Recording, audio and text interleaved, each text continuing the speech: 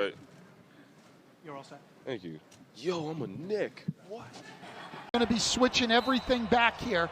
Marcus Smart's going to stay up high, taking anybody coming to the ball. Series on the line. Anunoby got it off, and it goes! Did it count is the question. News in the NBA where the Toronto Raptors are finalizing a trade to send OG Anunoby to the Knicks. That's according to an ESPN report, with Toronto getting RJ Barrett and Immanuel Quickley in return. Hey, what's going on, everybody? Welcome back to the YouTube channel. I got my man Caleb with me. Caleb, how are you doing on this fine evening? I'm doing good. Wishing everybody a happy new year. Heading out of 2023 and hopefully, 2024. Caleb, you know what sounds really good tonight? Some Wingstop, bro. Especially, you know what I'm saying? I could go for some Wingstop right now. You and Detroit. You're going to understand why I'm saying that. Yeah. But even before the Wingstop, even before the Detroit Pistons finally snapping that crazy losing streak, I mean, Caleb, you said it best today. You literally woke up to a Woj bomb, to a Shams bomb, whoever you saw it from. Official trade details between the New York Knicks and Toronto Raptors, one of the first biggest moves of this season. The New York Knicks received OG Anunoby, Malachi Flynn, Precious Achiuwa, and the Raptors received RJ Barrett, Immanuel Quickley, a 2024 second-round pick via the Pistons. Me and Caleb are going to tackle both sides of this trade real quick. We're going to determine who we think may have won the trade, may have room for growth. Just some of our biggest takeaways. But Caleb, what was your immediate reaction when you first saw this notification and when you got to see the details?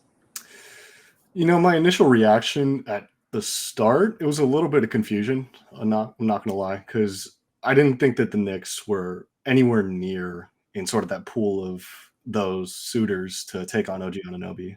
Because I know we mentioned, Sacramento for a while. A 3-and-D wing that could really contribute to a contender, and New York just was not anywhere in my ballpark for that.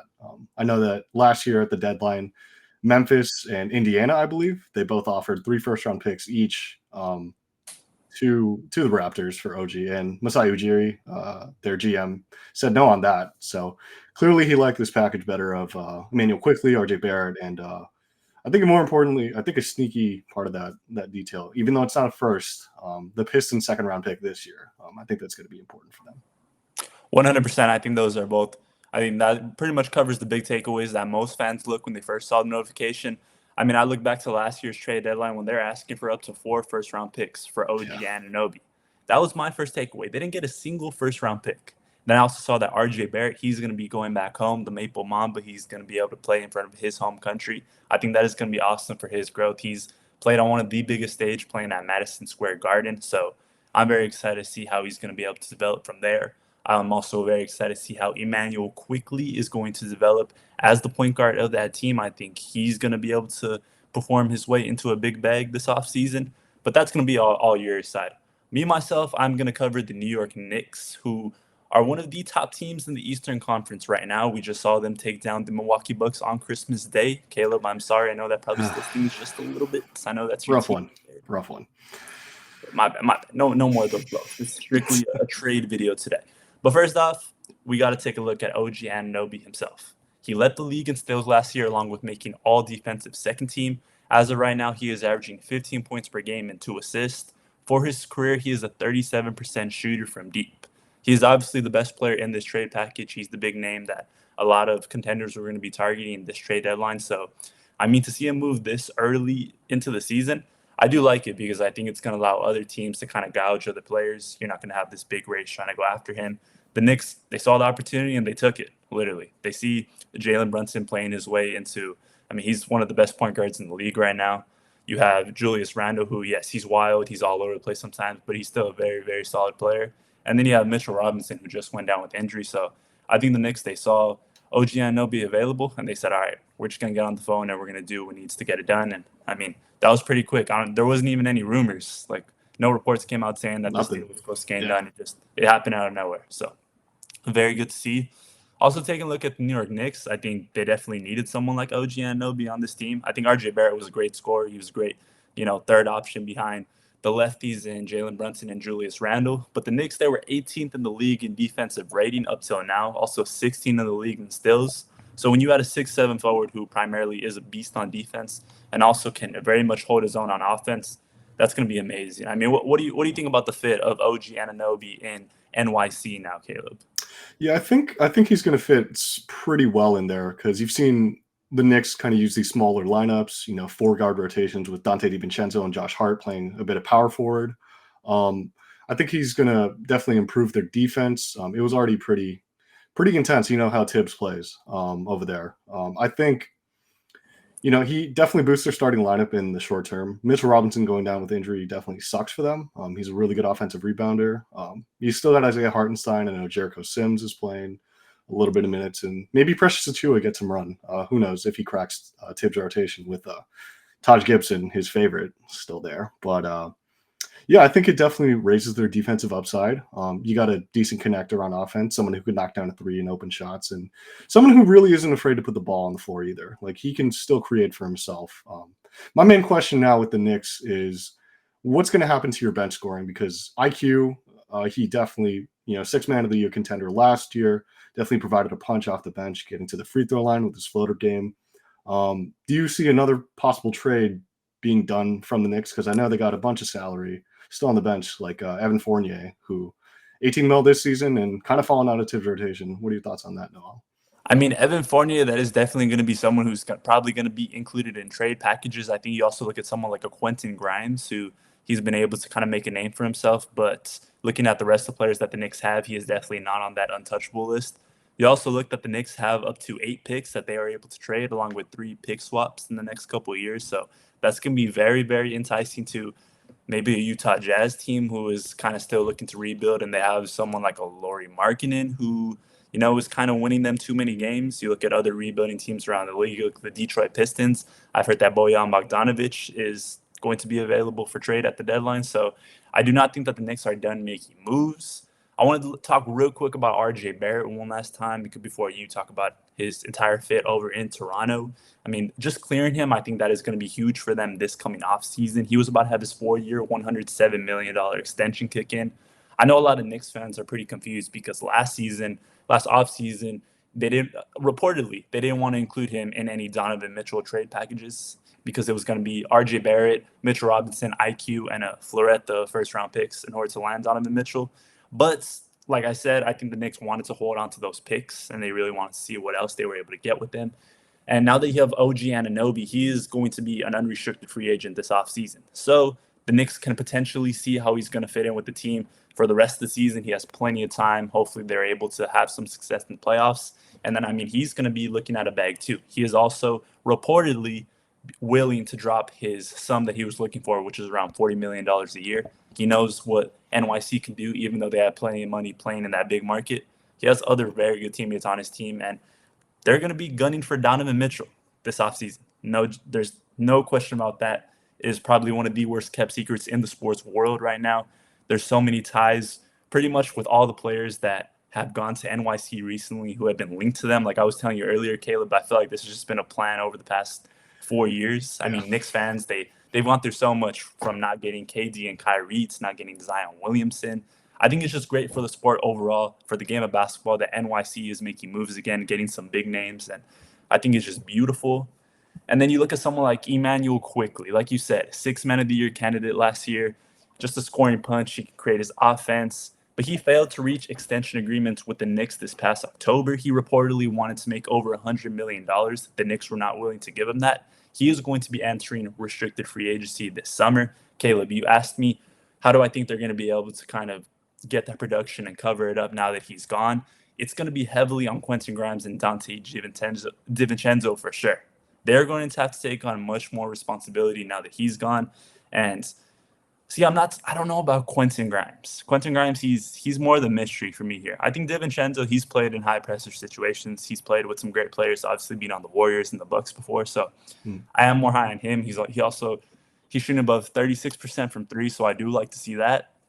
But Quentin Grimes is the guy that I think, if he's able to have a solid run, he can potentially fund that production. But if not, like I told you, keep an eye out for him to be one of the cornerstones of a trade package, because I don't think the Knicks are done making moves. Caleb, do you think either of those two guys can potentially take on that role that IQ had? I think DiVincenzo for sure. you talk about his role with the Warriors in 2022. He definitely played a very solid role. I think he had a lot of clutch shots against the Lakers and nearly won them that game had Lonnie Walker not gone off in that game 4. So Yep.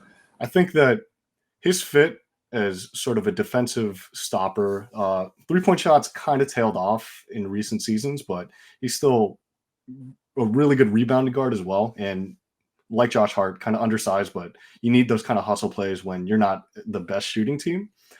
Quentin Grimes, on the other hand, streaky shooter.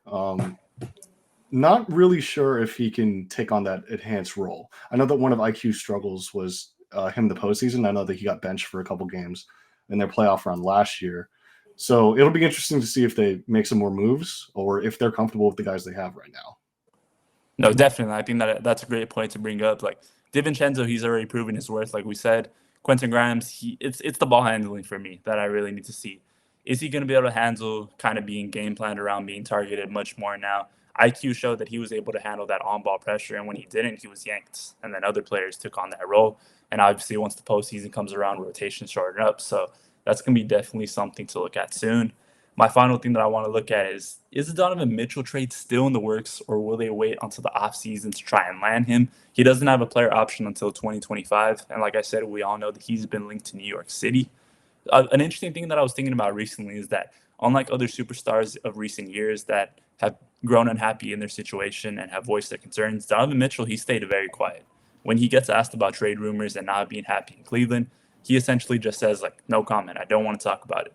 I think that's very respectable, and I think he's probably working with the front office. He's in talk with all of his teammates, and he's trying to do his best over there in Cleveland, but we all know where he really wants to be. So, Caleb, do you think that a trade could be in the works, or do you think that kind of those talks are not going to happen until both teams see what they have this season? I think I would definitely wait until the offseason. Obviously, for Cleveland right now, with Darius Garland being out with his injury, as well as Evan Mobley, things have kind of sort of taken a turn for the worst. I know in the recent game against the Bucks, had the 15-point lead in the second quarter, blew that at the end, thanks to Dame and Giannis having 30 each. So, and it was pretty evident that Giannis was bullying Jared Allen at the rim. Kind of similar story as to last year's playoffs with Mitchell Robinson, and have that quote and that graphic up from Bleacher Report that the lights were bright. The lights were too bright for me. We got the one up there. And who knows? Like Donovan Mitchell, he's been in the postseason before. He's used to that sort of pressure, but he could only get one game off of the Knicks. Maybe he might decide he wants to come home. I know he's a Mets fan. I know his family's still there in NYC. I just don't know if it happens this season, though, because I think with this OG move, it's very clearly a move for this year alone because of his expiring contract, like you mentioned. And I'm not so sure if they want to do a midseason trade like they did for Carmelo Anthony back in the day, where basically sacrificed a bunch of that depth and a bunch of those draft picks, and you couldn't really bolster your roster in the next few years to compete with the Heat and the Pacers of that era. So in my mind, it's probably best for that front office in New York to wait a little bit, especially when, it's a long offseason. You got like 3 months to negotiate, and, patience can definitely be had, much like we've seen with like the Dame trade in recent months and the Beal one as well. So, yeah. Patience is key right there. So, I mean, my final thoughts on the trade for New York side, I do think that they took a gamble, but when you have guys like Jalen Brunson, you definitely should take gambles, especially early on into his stardom. You show him that you're willing to make tough moves, move some teammates that probably everybody really loved, everybody enjoyed playing with, in order to give your team the best chance at competing. You have an Eastern Conference that, yes, the Boston Celtics and the Milwaukee Bucks and the Philadelphia 76ers are all great teams, but there isn't like that LeBron James-led powerhouse where, hey, like this team is going to go to the finals. The New York Knicks definitely do have a chance to go on a playoff run. And when you add someone who can not only guard the other team's opposing best player on the wing, but also create his own offense and also knock down three-pointers at an above average level, you really can't be mad at it. When you get the best player in the trade, you can't be mad at that. RJ Barrett, you're going to be missed. Immanuel Quickley, you're going to be missed. But, I mean, welcome to New York City, OG Anunoby. You're playing on the big stage that you wanted, and I'm very excited. But, Caleb, let's shift gears over to the Six. Tell me your takeaways from the Toronto Raptors side of this. Yeah, providing context. Last episode I talked about how the past couple of years for Toronto haven't exactly been easy. The transition from sort of this championship contender where the team was sort of built for Kawhi, meant for Kawhi, but no Kawhi. 2020, you still had a bunch of guys like Kyle Lowry, Fred VanVleet in an extended role. Pascal Siakam developed into not just an all-star, but a second-team All-NBA guy in 2020. You go to the bubble, you have the second seed, and you lose in heartbreaking fashion. I will never forget because, I mean, there wasn't much of anything going on, but that Marcus Smart block in that Game 7 of a very intense series where Anunoby in Game 3 hit a buzzer-beating 3 over Taco Fall to even like keep him in that series. I believe it was a 2-1 deficit. And then you took it to Game 7, lose by 5. It was a very grinded out, low-scoring game, but sort of after that, the dominoes kind of fell. You obviously extended Fred VanVleet to a nice contract. Pascal Siakam was extended as well, but other championship pieces started to leave. Norman Powell, he got traded for Garrett Trent Jr., who solid 3-and-D wing, but this year he took his player option. I thought he might get traded in the offseason, actually, because I was expecting a full teardown because you weren't really in contention with the play-in spot last year. That whole DR DeRozan sort of free throw screaming game, as it's going to be known for the rest of the time. That was Fred VanVleet's last game as a Raptor. He went to the Rockets, big money in the offseason. And now sort of the questions turn to OG and Pascal, you know, the last year of their contracts, and Masai Ujiri's been holding on to them for a while now. And, you know, the questions remain for me whether or not they were going to sort of linger on or sign elsewhere for nothing, much like Marc Gasol and Serge Ibaka did for LA. But, you know, as I mentioned before, a lot of teams like Indiana and Memphis offered 3 first-round picks, and clearly Masai thought that the more established assets in Immanuel Quickley and RJ Barrett were more important. And I think one underrated factor in all that as well, as I mentioned before, that second-round pick that belongs to Detroit, probably going to be the worst team in the NBA this season. So you can call that the 31st pick, and essentially it's a late first. And that's important for Toronto because they traded their first to San Antonio, which is projected at 8th right now, thanks to that Jakob Poeltl trade last year, where they thought that they can sort of contend for a low playoff spot. But yeah, I mean, moving on to like the pieces that they shipped out. I mean, Malachi Flynn and Precious Achiuwa, both bench pieces, but they bring in more established talent. RJ Barrett, unfortunately, like the moniker is going to follow him maybe as a bust. I think it's unfair to say that, but relative to expectations, you know, he was expected to be the leader of sort of this new New York Knicks team, and unfortunately, as that third pick, he hasn't really met expectations there. He's kind of like that jack of all trade, master of none, where he's a decent shooter, like 33 from 3. It's not the best, but it's okay. He's decent on defense. He has good athleticism. He can get to the free throw line. He's shooting a career high from there, 83% this year. But, you know, he's putting up 18, 4 and 2. And from the third overall pick, and you see some of these guys like Zion, like Ja, who have sort of met expectations aside from their off-court stuff. Who knows? Maybe, you know, he's still 23. He's still very young. Maybe a change in destination, especially for his home country. Maybe that can sort of change things. And like what you said for OG, the extension part of that is going to be interesting for Immanuel Quickley because of that restricted free agency sort of condition that he has in the summer. Knicks obviously didn't want to pay him. You have Jalen Brunson as an undersized guard, and Immanuel Quickley is built in the similar mold. So, and I know that Becky Hammond's recent comments about Brunson maybe not being a 1A, being the number one option on a championship contender. Well, the thing is with OG Anunoby, now you kind of pivot towards that direction, whereas now with IQ, you have a set role. You're going to have a lead role as a creator. Dennis Schroeder's been great in sort of like as a veteran presence for them, coming over from the Lakers last season. Still a good point of attack defender. He's averaging 15 and 7 this season, but I think Immanuel Quickley, now you finally have a set direction of youth behind Grady Dick, your recent draft pick, Scotty Barnes, who is having a great season, putting him nearly 20 and 10, monster on the defensive end. He's getting his threes up and shooting very well recently, and he's making an all-star push of his own.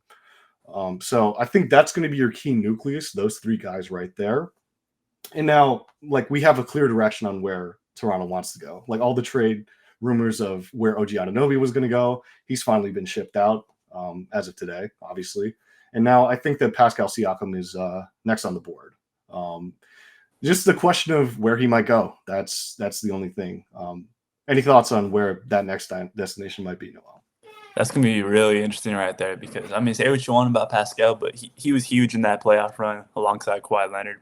Pretty much like it was a very unexpected, like perfect number 2 option next to him. Just his ability to run in transition, to guard multiple positions, to bring a sense of energy that, I mean, Kawhi Leonard, he played with Tim Duncan. He played with other, very skilled players, but someone athletic, someone long like that, it was crazy. But I think the Warriors are definitely an interesting team. I've seen them reported a couple times. I mean, yeah, there's really any contender, I think, could use a Siakam on their team. I think, like I said, the Warriors would be really interesting. I think there's been talks about, Cat still being in trade talks, even though Minnesota is playing pretty well right now. But, I mean, Siakam, I think if you get him to a team like the Warriors where, I mean, maybe you finally move off Draymond, you move some of those young guys, give Curry another big to play with, I think that would be pretty interesting. I mean, what do you think, Caleb? Any specific teams for Siakam, you think? I think the Warriors one makes a lot of sense because the Warriors still lack size. You're still playing Draymond at the 4, and he's, for as tough as he is, for as, energetic as he can get on the defensive end, and as a sort of creator, he's still 6'6". So there are still some limitations there. And even your center in Kevon Looney, he's only 6'9". So you bring in Pascal, 6'8". You got sort of bigger and a little more self-creation for that lineup. I know that Clay, he's been playing off the ball for as long as we can remember. Wiggins, same deal. And now he's coming off the bench. It's kind of an awkward fit. There might be some tension there between him and Kerr. Who knows there? But I think the Warriors make a lot of sense. Like I mentioned last episode, I still think the Kings would be a decent fit as well. Just another offensive creator to add to that talent with Fox and Sabonis. But yeah, it's going to be definitely an interesting sort of next couple months with a clear direction. I know that Raptors fans, they kind of took 2 L's tonight, obviously breaking the Pistons' longest losing streak in NBA history, alongside trading one of your best players and one of the last remaining pieces of that championship team. Yeah. So it's a tough time up north, but I'd still say that it was all worth it based on that 2019 run. But these things happen in sports, teams, they got to hit the reset button. Orlando decided to do it. Look where they are. OKC decided to do it. Look where they are. So maybe this is the next step in that process for Toronto with moving forward with RJ Quickley and Scotty Barnes and whatever other young pieces may come out of that from maybe dealing with Pascal or Gary Trent Jr. as well. No, yeah, 100%. I think you make a lot of great points in that where essentially with this move, you do get younger. You do kind of still keep that rebuild-esque, but you still stay competitive. Like, it was obvious that Masai didn't want to just sell out and get a bunch of first-round picks and completely just start over. He still wanted guys that, like you said, have made their marks in the NBA but still need a little bit of groundwork. Like you said, maybe RJ Barrett will have a new sense of urgency, a new sense of development now that he's playing for his home country. And it's going to be very, very exciting to see. Just quickly, just looking, it's very early. None of the guys have even played a single game for their new teams. But do you have a pick for who won the trade, Caleb? See, with these things, it's always like so early to tell, and you don't want to jump the gun on anything because obviously, back in the day, a lot of people probably thought that Boston lost that trade to give away, Kevin Garnett, Paul Pierce, and Jason Terry, all those old veterans from the old guard, and look where they are now. I mean, all those pieces that they got from that trade, thanks to the Nets tanking without their own picks, they're the best team in the NBA. So I think it's still too early to tell, but my immediate gut reaction, I think I got to give it to Toronto. And it's not just because I talked about them in this episode. I think that the high second round pick, that's basically a first. I think that's really good value for OG Anunoby, especially considering you don't have your own first this year. So you basically bought your way back into the first round of this year's draft. RJ, I think with less pressure on him, I think playing for his home nation, away from sort of those bright lights in New York City, because it's not for everybody, kind of like LA. Not everyone can play in those big destinations. And if they, hammer out an extension with Immanuel Quickley, I think that he can end up the better asset over time compared to OG Anunoby. Because That's a good take right there. A very yeah, good take. I do think that over time, with more responsibility on the ball, he could eventually become what Jalen Brunson was to the Dallas Mavericks to what he is now for the Knicks, if that makes sense. There I you think go. I've been seeing that take float around a lot too. A lot of people are predicting a Jalen Brunson type leap. yeah. Pretty And IP. because, the Knicks, I don't necessarily know if this moved the needle all that much, especially because you mentioned all those contenders out east. You have Damon Giannis at the top. You have Jaylen Brown alongside Jason Tatum and like every single, like the freaking Monstars they got in Boston. They got a great team with Kristaps Porzingis, Derek White, who's been getting some all-star hype. And then you have the reigning MVP and Tyrese Maxey, who's taken a leap outside of James Harden's absence. And, not even to discredit them, even though they're like lower off in the standings, but still the Miami Heat, I will never, ever take them for granted ever again, especially after seeing what playoff Jimmy did to Giannis in the first round last year. Ridiculous stuff. So even then, I mean, if you beat one of those teams, I still don't think you're stronger than the other four. So like maybe your ceiling is a second round exit for New York, I think, even with OG Anunoby, and that's basically what you've been for the past couple years. Like that's been your ceiling of a second round out. So, like I'm like thinking long term. I truly think that the Raptors won this deal. There you go, boom. All right, so we got the early prediction right there. I definitely do think that I agree with a lot of Knicks fans, just seeing online, seeing their reactions to the trade. I do think that the Knicks have more moves coming, whether that be another trade here or wait until the offseason to include all of those picks in a deal for Donovan Mitchell, where probably the value will be lower than what it was last offseason when they were asking for a ton of stuff. It's a humongous package. But I think this move right here is kind of not only showing Jalen Brunson, but also showing Donovan Mitchell that they're going to do what it takes to get players around them that are going to help them win a title eventually. Because, yeah, right now this team, like you said, at best, probably a second-round exit. At even taking another notch, probably maybe an Eastern Conference Finals appearance. But like I said, I don't have them taking out the Milwaukee Bucks. I don't have them taking out the Boston Celtics or the Philadelphia 76ers back-to-back. They're not there yet. Jalen Brunson, he's great, but he still has some years to develop in order to really, really hit the top of his game. And, Julius Randle that is still adjusting to playing alongside him. But I think that this is a message to Donovan Mitchell saying, we're going to get you the players that you need to help you defend. It's just that you can do your job, go out there and score next to Jalen Brunson. So it's going to be a very, very exciting season. We still have this just the first of many trades, and it came a lot earlier than we both expected. Yeah. So it's going to be very exciting. But we have a lot to talk about in the next episode. We have early all-star predictions. Going to be super fun, a lot of talent. I mean, even someone like Scotty Barnes, like you were mentioning, he's going to be having his name out there, getting them votes. We have the Clippers' super hot streak that they're on right now. I think seeing all of those all-stars finally come together, even though, the Clippers, they're easy to clown on. I'm a Laker fan. Like, come on, that's like 50% of my job is to clown on Clipper fans. But I give respect where respect is due, and those dudes are playing some very, very efficient basketball. James Harden is in very good shape. Everybody is teeing into their role. Hopefully Kawhi gets healthy because, basketball's better when he's on the court. And what was the last topic we're going to cover next week, Caleb? It's going to be KD's recent comments. I know that Woj report came on Christmas that Suns front office, they're feeling the frustration for Kevin Durant. So it's going to be a little deep dive into both his career, how he got to this point, and maybe how some changes could happen in Phoenix this season again. So stay tuned for that one too.